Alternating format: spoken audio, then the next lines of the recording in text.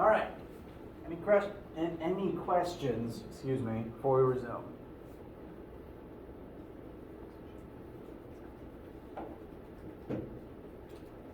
All right. So, work is the act of using / transforming / transferring energy. We're going to talk about energy a lot for the rest of this class, and frankly for the rest of the next physics class as well, if you continue on to that one. So it's worth taking a second to formally define energy from a physics perspective right now. And the weird thing about energy is we don't have a very good definition of it. People have thought that they could see energy for as long as humans have been on this planet. Probably the first form of that was a combination of light from the sun, but also from lightning. But the thing about energy is you literally can't see it. You cannot detect energy directly at all.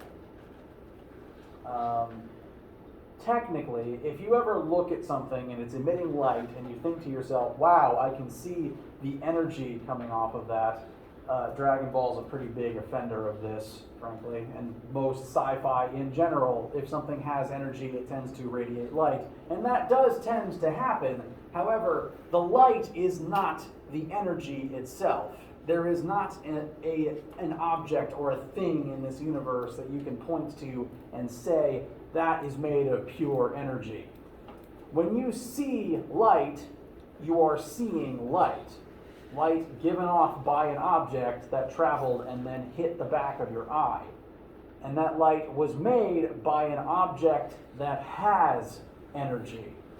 In the case of lightning, what you're seeing is light given off by plasma that was created as electric current traveled through air. You're not seeing the energy of the lightning strike, you're seeing a photon given off by the plasma that lightning strike produced.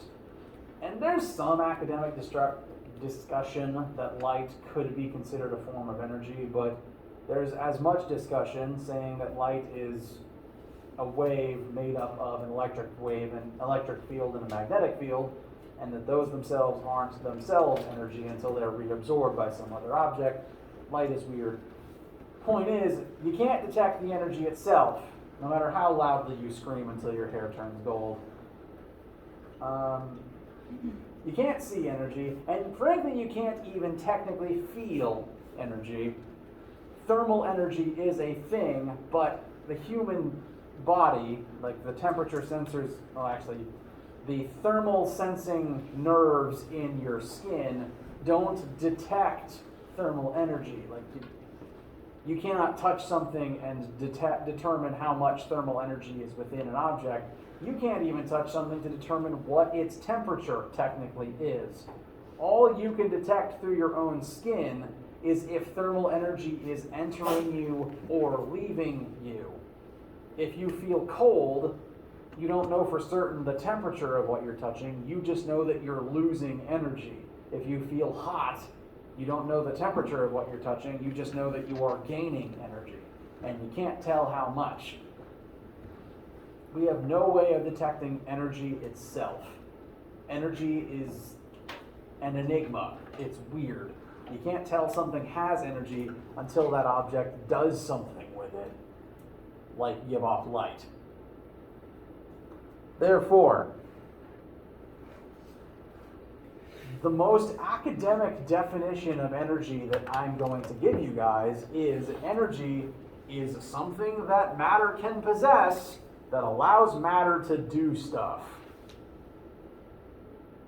That's literally the academic definition. There's some scholarly debate further than that, but for this class, that's all we need to know. That's all we can know. Energy takes a lot of different forms, and it can transfer between those forms pretty easily, and it can transfer between the objects that possess it pretty easily. But that energy only exists in the possession of something or in the act of being used by that object to accomplish something. And I'm including radiating light as a task that an object can use energy for. Excuse me. Energy is just this weird thing that objects can possess. And so all of the math that we're going to be calculating involving energy will mostly involve figuring out how much energy something has by using some indirect detection means, or figuring out how much energy is involved in a specific task.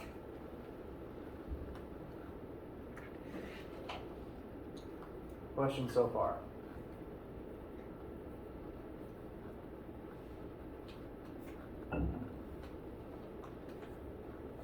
Okay. So, more definitions. Work is the transformation/transfer of energy. When you do work, you are using up energy and giving it to something else. If you use your muscles to physically lift a box, you are putting energy into that object as it elevates.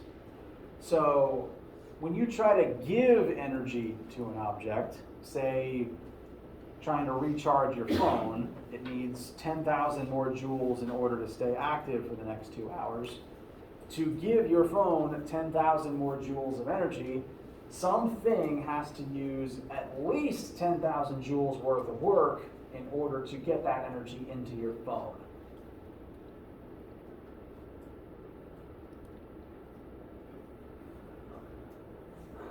So in order to transfer energy, you have to do at least as much work as the energy that you are trying to transfer. I say at least as much because there's lots of reasons why a task might take more work than energy expended. A task might take more work than the value of energy you are transferring because of things like friction.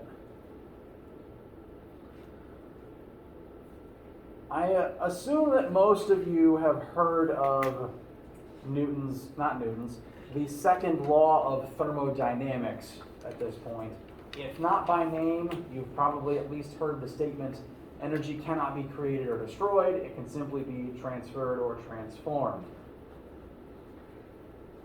That is true, flat out, regardless of what is currently on screen might make it sound like. The total amount of energy that exists in a situation will continue to exist in that situation, regardless of what type of work or processes or actions happen within that system. But in terms of the physics definitions, we do academically differentiate between conservative work, where the energy involved in that work is maintained in a mechanical form that we can still recognize, measure, and utilize, versus non-conservative work, where the energy involved is lost into forms where we can't use or accurately quantify it anymore. The single biggest form of, the thing that does the most non-conserved work in the universe is friction. I'm going to draw your attention back to this box from earlier. The first time we looked at this, we assumed that there wasn't any friction. But let's just assume now, changing it slightly, that there is a small amount of friction physically in this system. Let's just draw an arrow. If we're moving forwards, then the friction would have to point backwards in the same axis. And let's just say that that force of friction equals like 10 newtons. Friction is a force, and that force is exerted as an object, or rather it can be exerted in the case of kinetic friction, can be exerted as an object is sliding across another object. So